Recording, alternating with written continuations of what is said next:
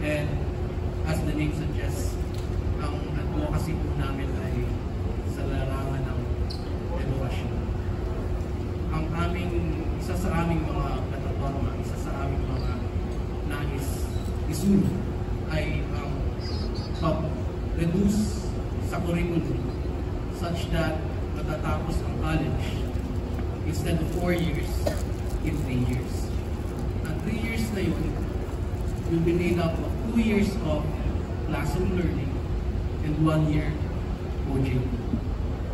Maraming salamat.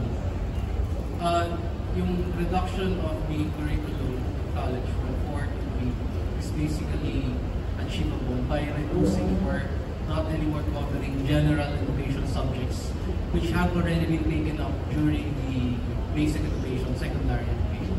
So examples of which are Filipino, natural science, mga general education subjects. And we should be focusing rather on core subjects specifically made for the specific course na in-enroll ng bata.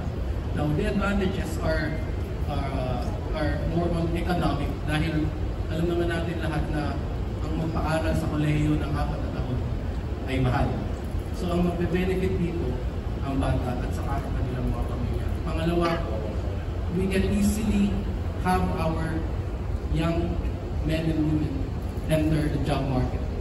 They finish it within 3 years, they can join the job market. In fact, after the 2-year classroom learning, we are already honing them for the job market through that 1-year OJT period on the 3rd year. Thank you.